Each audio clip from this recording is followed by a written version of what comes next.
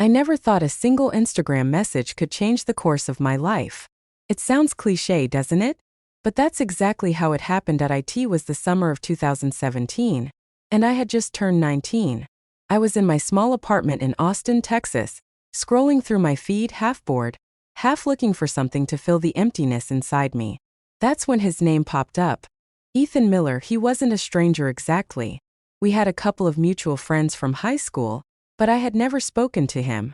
His profile picture caught my attention.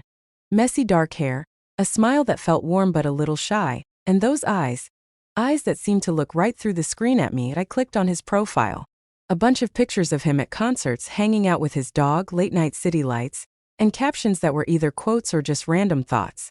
I lingered on one photo, him standing at the edge of Lady Bird Lake, the sunset bleeding orange and pink behind him. Before I could second-guess myself, I liked it. And not even a minute later, my phone buzzed with a DM. Didn't think you were the kind of girl who still scrolled back far enough to see that one. I laughed out loud. It was true. That picture was almost a year old. That's how it started. We talked for hours that night. About music, about books, about how we both secretly hated the heat in Austin, but couldn't imagine living anywhere else. He asked me questions that felt different from the usual shallow small talk. He made me feel like he actually cared about the answers. Within a week, he asked me out. Our first date wasn't anything fancy. We went for tacos at a food truck park, then walked around downtown. I remember thinking how easy it was to be with him. He didn't try to impress me with flashy words or fake confidence. He was just real. At one point, we sat on a bench by the river. He leaned back, his arm barely brushing against mine. My heart raced, but I pretended to be calm. "Can I tell you something?" he asked. "Sure. You don't have to answer right away. But I've had a crush on you since high school." I felt my cheeks burn. "You never even talked to me." "I know," he said with a crooked smile. "I was too scared. You always looked like you had better things to do." That night, under the glow of the city lights, he kissed me. And it felt like the beginning of something that could last forever. But if there's one thing I've learned, it's that beginnings can be deceiving. They hide the endings you don't want to imagine. At 19, I didn't know what love really meant. I wanted attention, excitement, the thrill of being wanted. And Ethan gave me stability, care, and a kind of love I didn't know what to do with, which is probably why, even from the very start, I was already lying to him.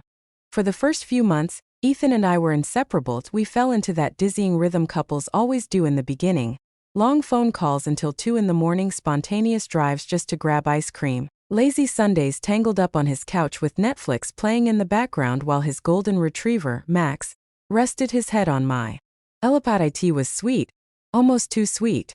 Ethan was steady. He was kind. He paid attention to the smallest details.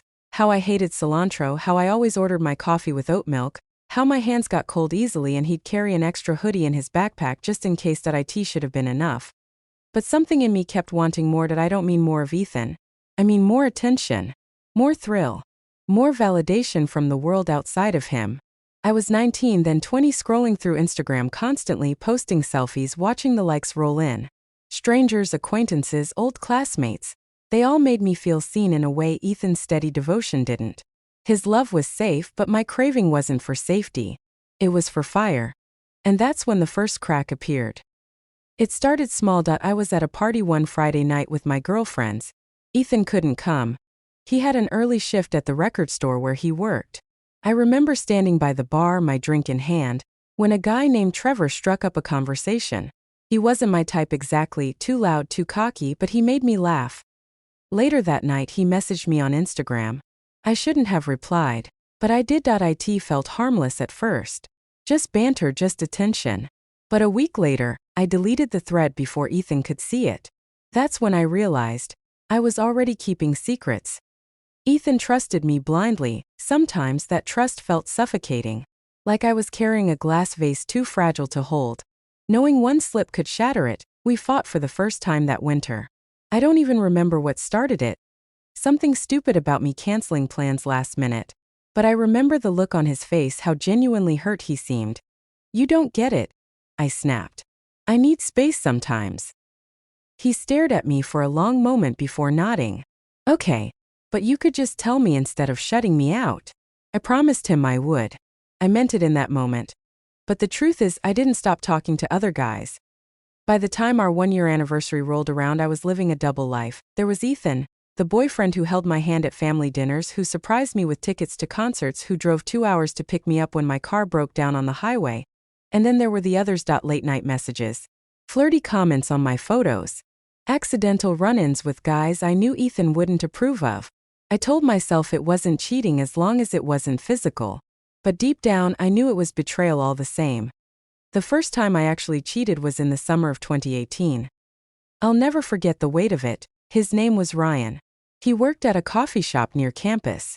He had tattoos up his arms and a way of making me feel like I was the only girl in the room. One night, after too many drinks, it happened. The next morning, I woke up in his bed, sick with guilt. I told myself it was a mistake, that it would never happen again. But when I saw Ethan later that day, smiling at me like I was his entire world, something inside me cracked even deeper. I kissed him like nothing had happened. I lied to his face without hesitation. That was the night I realized lying came too easily to me. The following years blurred together in a cycle of love and destruction. Ethan and I would have weeks where everything felt perfect: dinners, road trips, lazy nights cooking pasta in his tiny kitchen. And then there would be weeks of silence, arguments, slammed doors. I'd accuse him of being too clingy. He'd accuse me of pulling away. Sometimes we broke up. Sometimes I begged him to take me back. Sometimes he begged me. And through it all, I cheated with Ryan, with Trevor, with strangers whose names I never even saved in my phone.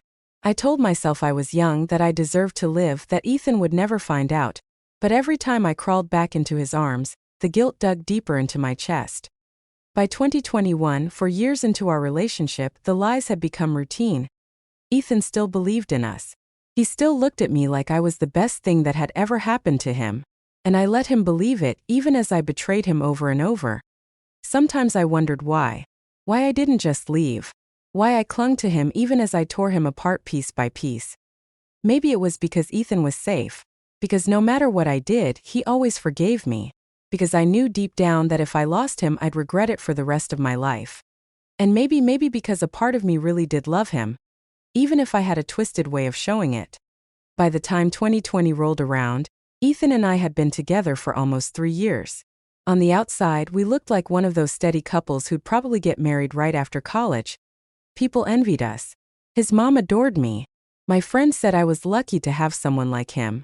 On Instagram, we looked picture perfect. Us smiling in front of a Christmas tree, us on road trips with the dog in the back seat, us at brunch on Sunday mornings. But what nobody saw were the fights. It always started with something small: me not answering his texts quickly enough. Him asking who I was with. Me rolling my eyes because I hated feeling controlled. "Why can't you just trust me?" I'd snap. "I do," he'd reply, his voice tight. "But you disappear sometimes. You don't tell me where you are. It makes me feel like you don't care." I'd laugh it off. I was good at making him feel like he was the one overreacting.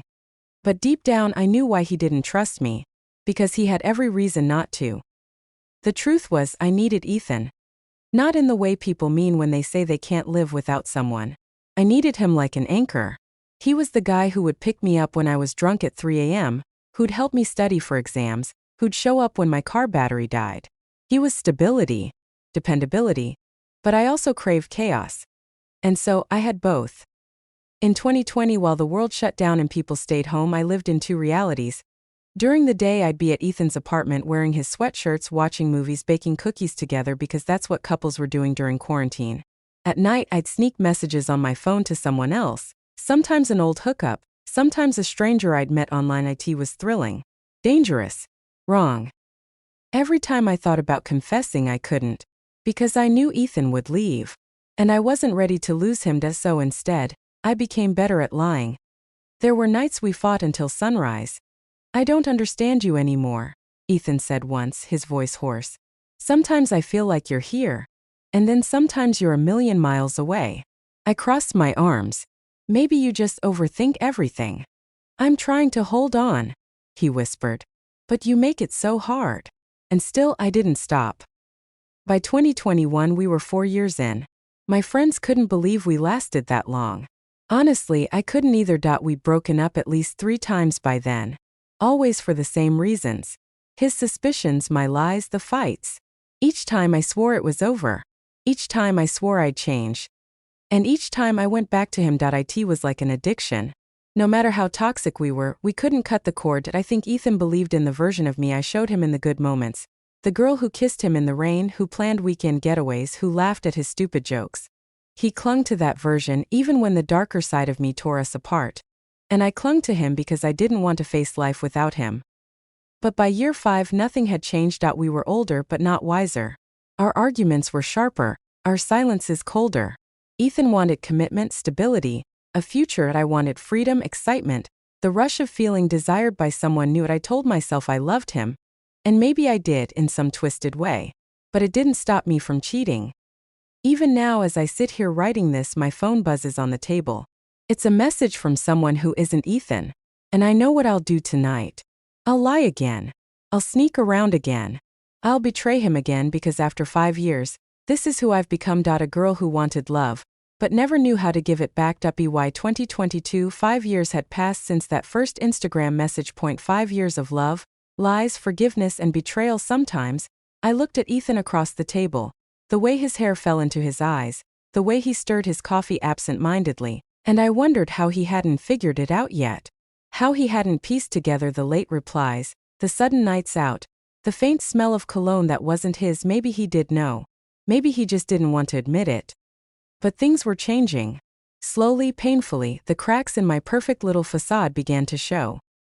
It started with small things. One night, I left my phone on the couch while I showered.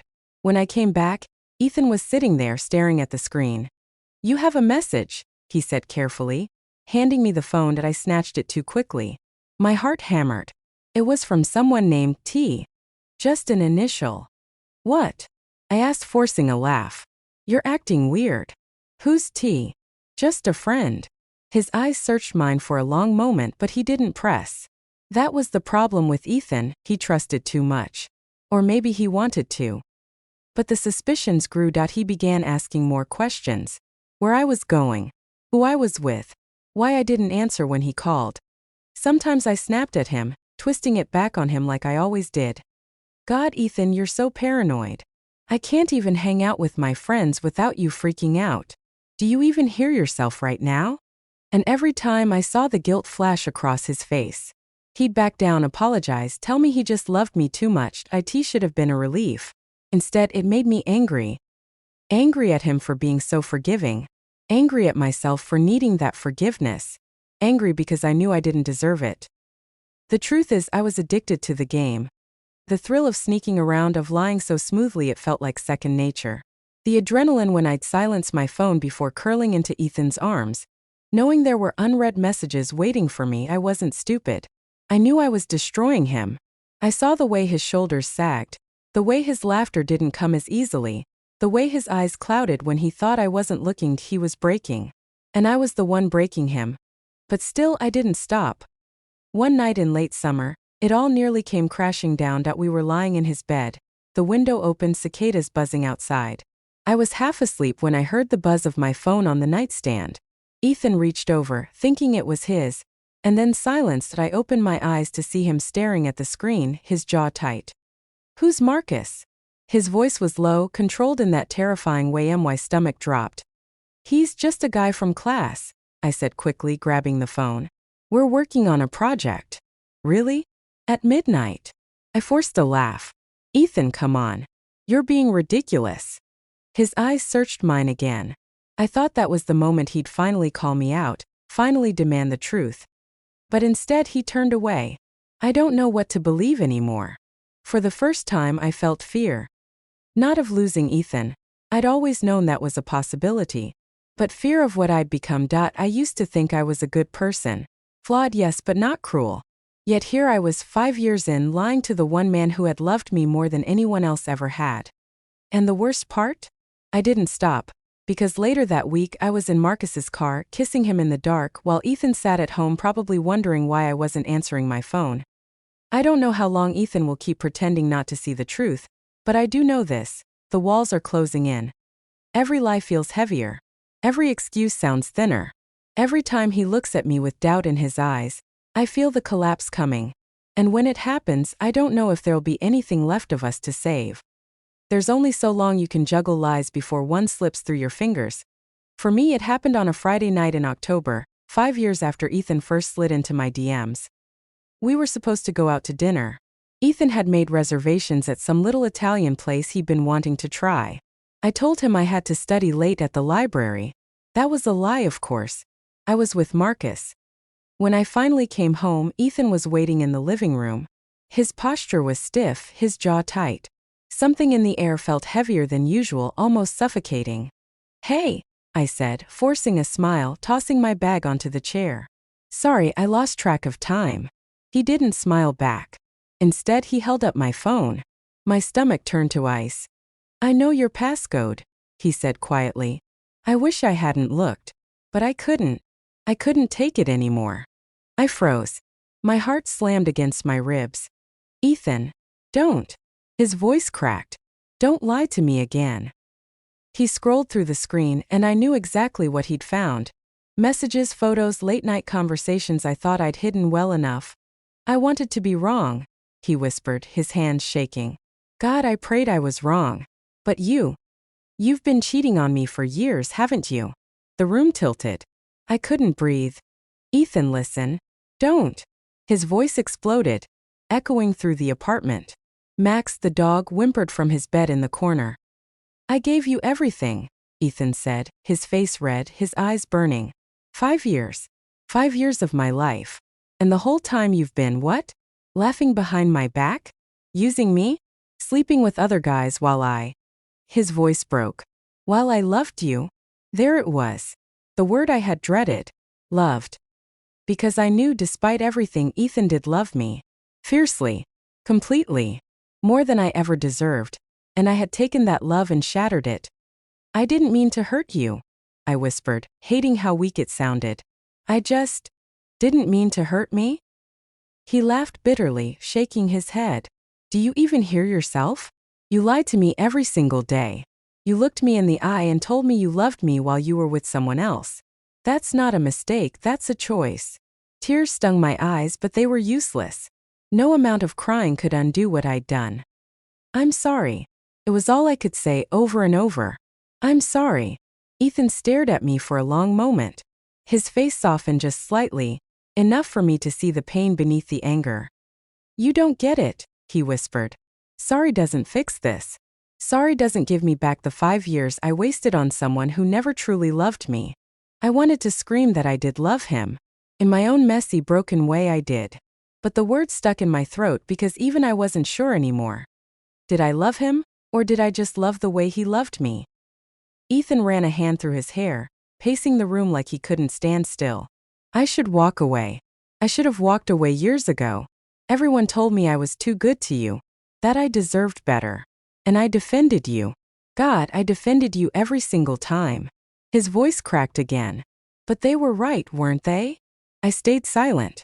For the first time in 5 years, I had no lie to give, no excuse to soften the truth. The silence stretched, suffocating. Finally, Ethan grabbed his keys off the table. "I can't look at you right now," he said, his voice flat. "I don't even know if I ever can again." And just like that, he walked out the door. The sound of it closing echoed in my chest like a gunshot. I sank onto the couch, my hands shaking, tears spilling down my face.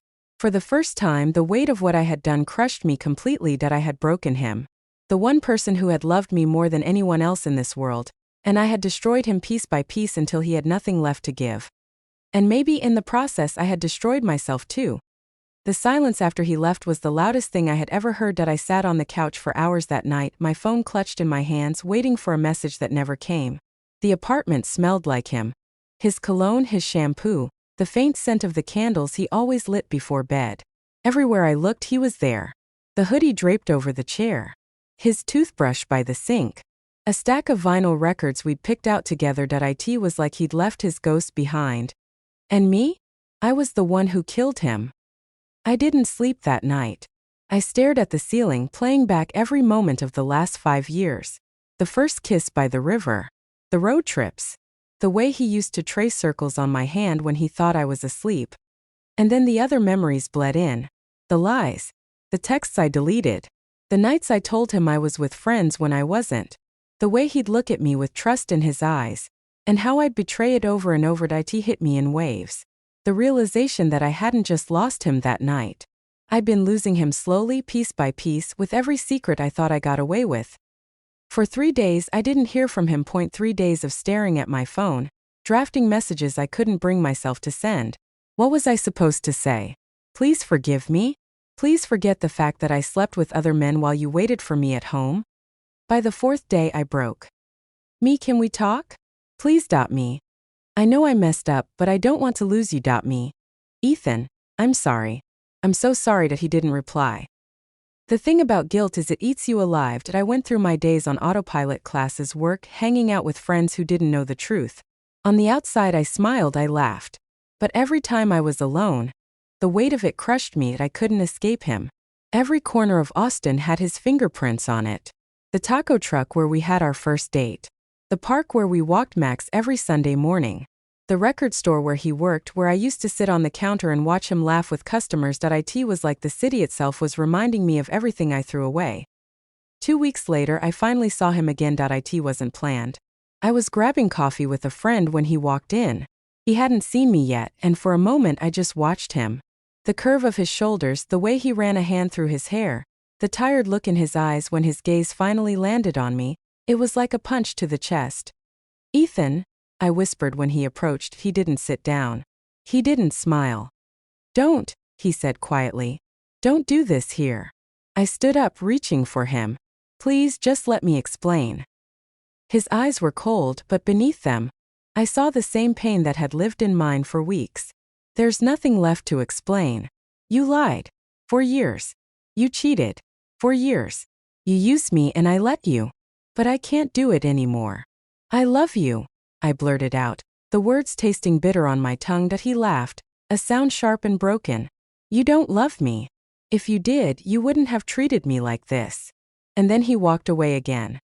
That was the moment I realized love isn't always enough. It doesn't matter how much someone means to you if you can't treat them with the respect they deserve. Love without honesty, without loyalty, without care, it's just a hollow word. But I also realized something else. Even after everything, even after 5 years of lies and betrayal, I wasn't ready to let him go.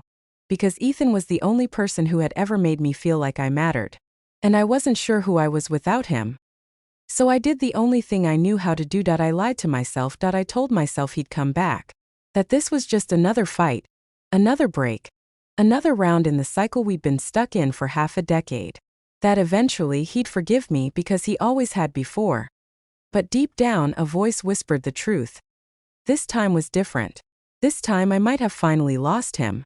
I thought he'd come back. For weeks after that coffee shop encounter, I clung to the hope that Ethan would do what he'd always done. Forgive me. He'd show up at my door, tired but willing, and we'd fall back into the cycle we'd repeated for years. But he didn't. Instead, silence stretched between us like a canyon. I still checked his Instagram every day. That was where our story had started. And now it was where I hunted for scraps of him. For weeks his page stayed the same. The old photos of us still there, our smiles frozen in time. I wondered if he looked at them too, or if he hated himself for not deleting me sooner. Then one night I saw it. A new picture. Not of me. Of him at a brewery with friends, his arm casually draped around a girl I didn't know. My chest tightened so hard it felt like I couldn't breathe. She wasn't overly pretty, not in the Instagram influencer way. She looked real. Warm smile, bright eyes, the kind of girl who didn't need filters. And the worst part? Ethan looked happy. Genuinely happy, in a way I hadn't seen in years. I told myself it was nothing. Just a friend. Just a moment. But then came another picture. And another. Dinner. Hiking. Laughing together in the park. Her name was Claire. And with every photo, every tagged post, every little heart emoji in the comments, I felt myself unraveling.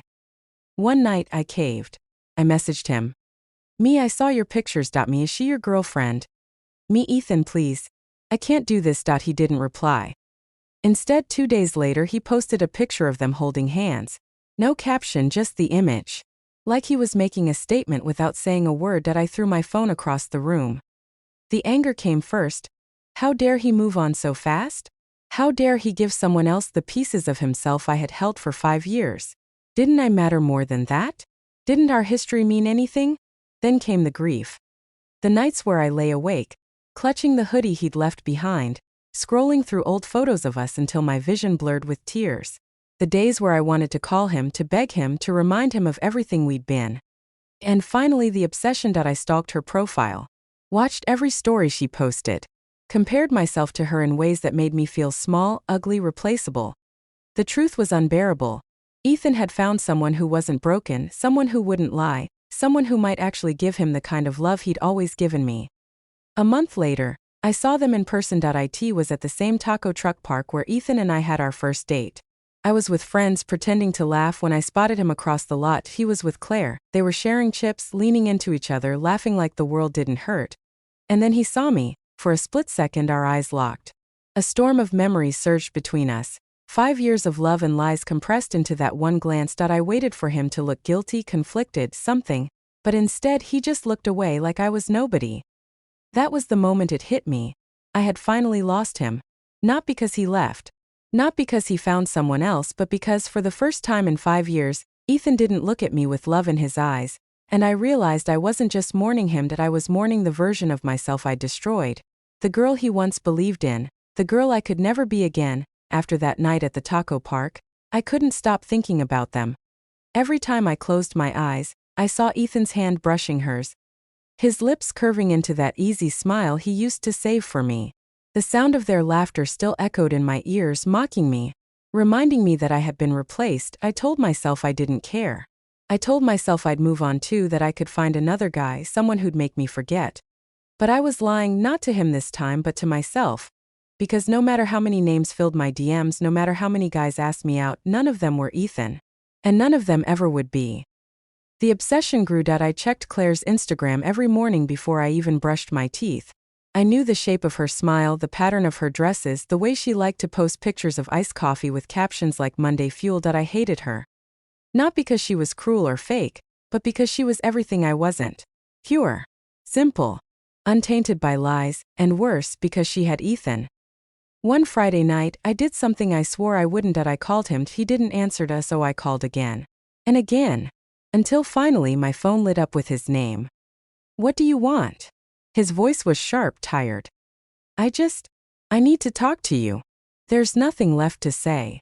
Ethan, please, I whispered, hating how desperate I sounded. Can't we just meet? One last time. Silence stretched. For a moment I thought he'd hang up. Then he sighed. Tomorrow. Noon. The park. That's it. I showed up early the next day, my heart racing like I was 19 again, waiting for our first date. But when Ethan walked up, everything was different. He didn't hug me. He didn't smile. He just stood there, arms crossed, like he was guarding himself from me. You said you wanted to talk, he said flatly. I swallowed hard. Do you love her? His jaw tightened. Yes. The word sliced through me like a knife. You can't, I whispered, tears burning my eyes. You don't know her like you know me. We have history, Ethan. We have 5 years. 5 years of lies. He cut in, his voice sharp. 5 years of you using me, cheating on me, breaking me down piece by piece. That's not history, that's hell. I reached for him, but he stepped back. I don't hate you, he said quietly. But I can't love you anymore. Not after everything. That should have been the end. But instead, it broke something inside me. I went home that night and scrolled through every photo of him and Claire, my vision blurred with tears. The more I looked, the more the rage grew. That if I couldn't have him, she shouldn't either. The next week, I messaged him again. She's not right for you. Me. She doesn't know you like I do. Me. You'll regret this. He didn't reply. So I messaged him again. And again. And when he blocked me, I made another account. I told myself I was fighting for him. But deep down, I knew the truth. I wasn't fighting for Ethan. I was fighting against the emptiness he left behind. And the more I fought, the deeper I fell. Nights blurred into mornings. Drinks blurred into mistakes. My friends started asking if I was okay, and I laughed it off, pretending I was fine. But inside I was unraveling. Everywhere I went, I saw Ethan. In the faces of strangers. In the songs on the radio. In the way the autumn light hit the streets of Austin. Just like it did the night he kissed me for the first time, and every time, the same thought clawed at me. I lost him. And it's my fault. It started small. Little things that didn't feel like sabotage. Not at first that I'd see Claire post a photo of them together, and I'd drop some anonymous comment. Nothing obvious, nothing traceable. Just words meant to seed doubt. Funny how people aren't always who they seem. Does he tell you everything? She never replied. But I knew she read them. I could feel it. Then I went further that I DM'd her from a fake account. Me as someone you should be careful. Ethan's not who you think he is. She left it on scene. That silence was worse than anger. Because in my head she wasn't ignoring me. She was believing me. She was going to look at Ethan differently. And maybe, just maybe, that would break them. But Ethan didn't bend, he posted more with her. He took her to the lake where he once took me. He captioned photos with words like grateful and peace. Words he never used with me. It was like he was building a new life brick by brick, one that didn't have room for me, and I couldn't stand it. One night, drunk and angry, I showed up outside his apartment and I told myself I was just going for a walk. But my feet carried me there like they remembered the path better than my mind did. His lights were on. Through the window I saw them, sitting on the couch side by side, her head on his shoulder. I froze breathless, like I'd just stumbled onto a nightmare. My hand tightened around my phone. For one wild second I thought about knocking, about barging in and forcing him to look at me, to remember me, to feel something. But I didn't. I stood there in the shadows, invisible, watching the life that could have been mine slip further and further away. And when he leaned down and kissed her forehead, tender, unguarded, something inside me cracked so violently I thought I'd fall apart right there on the sidewalk. The next morning, I woke up with mascara crusted on my cheeks and an ache in my chest that felt like poison. I told myself I hated him. I told myself I hated her. I told myself I didn't care. But the truth was simple, that I wasn't sabotaging them because I hated them, that I was sabotaging them because I still loved him, because after 5 years of breaking him, using him and betraying him, the one thing I couldn't forgive was that he had finally learned to live without me. And somewhere deep down, I knew the scariest truth of all. It wasn't Claire I was trying to destroy, it was myself. The apartment smelled like stale wine and regret that I hadn't slept properly in days. My phone was dead, my makeup smeared. And my head throbbed from the endless cycle of obsessing over Ethan and Claire. I barely ate. I barely spoke. Friends stopped calling, I ignored texts. The city outside moved on. Cars honked. People laughed. Life kept happening. But I was stuck. Stuck in the shadow of the man I had ruined. I told myself I was strong. That I could fix it. That maybe, just maybe, I could get him back. So I messaged him again. Me, Ethan, I need to see you. It's important. This time he answered. Ethan, stop. Don't come near me. The sting of his words cut deeper than any blow I'd ever known. But I went anyway. I found myself standing outside Claire's apartment building. My hands shook. My mind screamed at me to leave, but I couldn't. And then he appeared. Ethan. Eyes blazing. Voice controlled, but every inch of him vibrating with anger and disbelief. Why are you here? He demanded. My voice broke. I need to talk to you. Please. No, he spat. You don't get it. You've done enough. The words I had longed to hear, to explain myself, to beg for forgiveness, died in my throat. You've been stalking me. You've been harassing Claire. You've crossed every line you ever swore you wouldn't. Ethan continued, his jaw tight. Do you even understand what you've done to me? To yourself. Tears burned my eyes. I love you. I still love you. You don't love me, he said coldly. You never loved me. You loved control. You loved the thrill. You loved yourself in my arms, not me. And then he turned and walked away, leaving me rooted to the sidewalk, broken, desperate, and completely alone. That night, I finally let myself fall apart. I cried until my body shook. I screamed into my pillow. I smashed glasses I shouldn't have, kicked walls, cursed myself. I realized the monster I had become. 5 years of lies, cheating, manipulation, and for what? Not love. Not happiness. Just a hollow obsession with a man who had finally learned to live without me. The next weeks were the emptiest I had ever known. No messages. No glimpses. No hope. Just silence. I wandered through the city like a ghost, haunted by memories, by the weight of every lie I had told, by the faces of the men I had used. For the first time, I looked at myself and didn't recognize the girl staring back in the mirror. And that was the truth I had avoided for 5 years. I didn't lose Ethan because he stopped loving me. I lost him because I never truly loved him in a way that deserved to be loved. I lost him because I couldn't be honest. Because I couldn't be faithful. Because I couldn't face my own emptiness until it was too late. And now there was nothing left. The weeks after that confrontation were the longest of my life. I stayed inside my apartment, staring at walls I could no longer bear to look at. Every object reminded me of him. The hoodie I still kept, the half-empty coffee mugs, the vinyl records we'd picked out together. I didn't eat much. I barely slept. And when I did sleep, I dreamed of him, not as the man I loved, but as a ghost of what I had destroyed. I started writing everything down. Every lie I had told. Every betrayal. Every stolen kiss. Every late-night message. Every selfish thought. The pages filled quickly, and with every line I could feel a weight lifting, but also the sharp sting of guilt cutting deeper. I realized something. I had spent 5 years not just betraying him but betraying myself. I thought about Ethan constantly. Not in the obsessive, jealous way I had before. This was quieter, harder. I didn't want to fight him anymore. I didn't want him back in my life. I wanted to understand why I had been this way, why I had chosen thrill over love, lies over honesty, myself over him. The truth was terrifying. I wasn't just a girl who made mistakes. I was a girl who had hurt the one person who loved her most again and again.